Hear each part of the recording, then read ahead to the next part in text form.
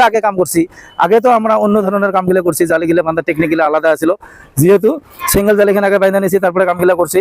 এইভাবে বহুত জায়গায় আমি দেখি যে এইভাবে কামগুলো এখনো করে। কারণ কামগুলো আপনারা যদি অল্প চেষ্টা করেন, মডিফাই করতে পারেন, অসুবিধা হবে না। আপনার কম মানুষের ভিতরে কামগুলো ক্লিয়ার হয়ে আসবো, কামগুলো পারফেক্ট হবে। হ্যালো ভিউয়ার্স, আমি আজকে একটা নতুন ভিডিও নিয়ে আসলাম আপনাদের কাছে, যে স্ল্যাবের রড গিলে কিভাবে পাইতেছে, কত গ্যাপ রড দিছে। যেটা নাকি বটম জালি, জালি দুইটা হয়, জালি দুইটা টপ আর বটম হয়। আর এটা আমার যেহেতু কেরাং জালি হবো, কেরাং জালি যে আমরা কি সিস্টেমে বাঁধি বা কত শর্টকাট বাঁধি, রড গিলে ঠেলতে লাগে না। তো এই ধরনের প্রসেসগুলো নিয়ে আমি প্রত্যেক দিনে ভিডিওগুলো নিয়ে আসি আপনাদের কাছে। ভিডিওটা যদি ভালো লাগে লাইক করবা, শেয়ার করবা বেশি বেশি, যাতে অন্যরাও দেখতে পারে। কেউ যদি নতুন চ্যানেলে এসে থাকেন, চ্যানেলটা সাবস্ক্রাইব করে দিবা। কারণ এইরকম নতুন নতুন টিক নিয়ে আমি প্রত্যেক দিনে ভিডিওগুলো আপনাদের কাছে দেই, যাতে আপনার ভিডিওটা দেখার পরে আপনারা নিজে কমেন্টের মাধ্যমে আমাকে জানাইতে পারেন কেমন হয়েছে বা কী ধরনের হলো, কত টাকা খরচা হলো, কি সিস্টেম হলো। আর জালিটা আমার বর্তমান যে দেখতেছেন এত গ্যাপ গ্যাপ দেখা যায়, আর এখানে রটে দেয় নাই। এইটা টেকনিকটা কিভাবে হবো, তো এই জালিটা কিভাবে পারার মানে টেকনিক নিছে, যে রডগুলো গোটায় পারলো না, এইভাবে রডগুলো বিছা দিল, আবার এইভাবে রডগুলো আধা আধা পারলো। এটা কিসের জন্য করলো? যেটা নাকি L3 আমি বিম বাঁধার সময় দেখাইছি আপনাদেরকে, যে L3তে এই সেম প্রসেসটা আপনার জালির মধ্যে এসে L3, এখানেও L3 হবো রডগুলা। যেহেতু আমার এগুলা 10 mm রড আছে, বটম জালি এটা, এই জালির গ্যাপটা আছে কত 10 ইঞ্চি বাই 10 ইঞ্চি গ্যাপ আছে, টপের জালিটা 5 ইঞ্চি বাই 5 ইঞ্চি হবো। এত গ্যাপ কিসের জন্য হলো? কেউ ভাবতেও পারে যে না, আমি তো ঘর বানাইছি 8 ইঞ্চি বাই 8 ইঞ্চি গ্যাপ দিছি। অ্যাকচুয়ালি রডেরও কথা আছে, আপনারা যদি ব্যান্ডেড রড লাগা দেন তাহলে কিন্তু আপনারা যদি 10 ইঞ্চি গ্যাপ দেন কিচ্ছু হবো না। কারণ 10 mm রড যেটা আছে আপনার 10 mm থাকবো, আর যেটা নাকি নন ব্যান্ডেড মাল দিবা ওখানে কিন্তু 10 mm রডটা 10 mm থাকবো না। আপনারা আমার কথা যদি বিশ্বাস না করেন, আপনারা মেজারমেন্ট করে দেখতেও পারেন।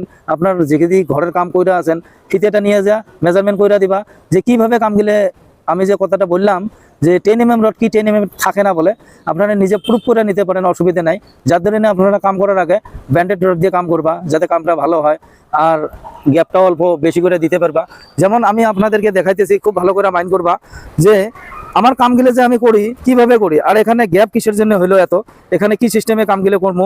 যেহেতু রড আমার ঠেলাঠেলি করা লাগবো না বেশি, আমি A to Z দেখাবো, যেহেতু আমার কামের প্রসেসগুলো কি সিস্টেমে করি বা আপনারা কি সিস্টেমে করেন, তার জন্য আমি এটা দেখাই। যেমন এখানে দেখো, বটম জালিটা বাইন্ধা নেওয়ার পরে টপ জালি রডগুলো আবার ওইদিকে দিয়ে দিছে। যেহেতু এই রডটা আমরা পরে দেওয়া লাগছিল, কারণ ঠেলতে হবে, ঠেলার জন্য আমরা আগে দিলাম।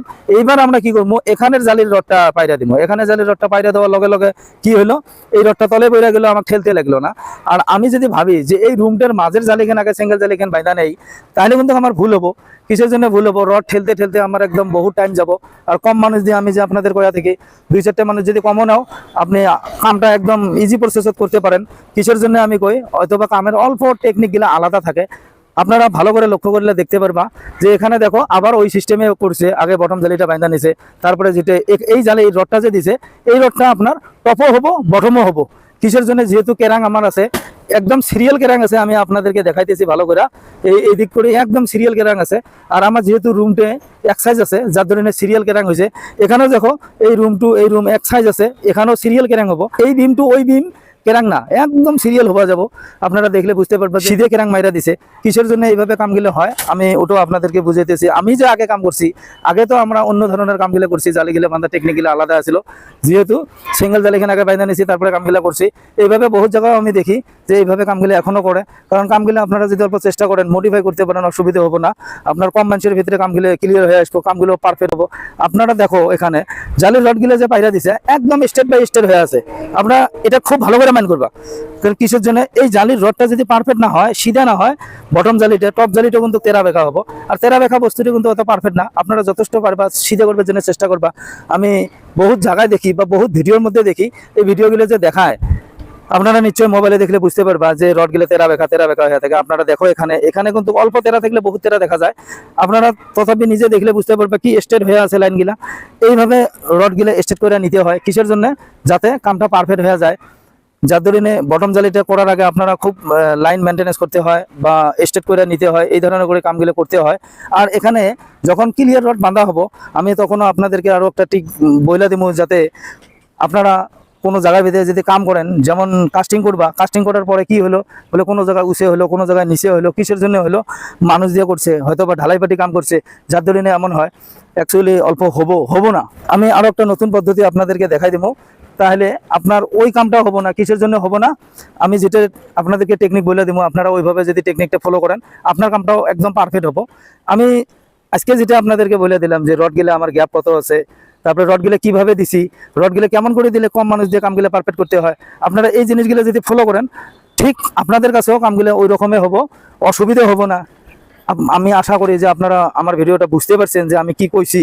হয়তোবা কেউ যদি বুঝতে পারেন আপনারা কমেন্ট করবা, আমি ওই রকম করে ভিডিওটা আরও চেষ্টা করবো বানাই দেওয়ার জন্য, যাতে আপনারা বুঝতে পারেন। যার ঘরের কাম করতেছে আপনারা তারা অল্প নিজে চেষ্টা করে অল্প নিজে উইটা দেখবা যে কামগুলো কিভাবে করতেছে বা কামগুলো ঠিক আছে না নাই।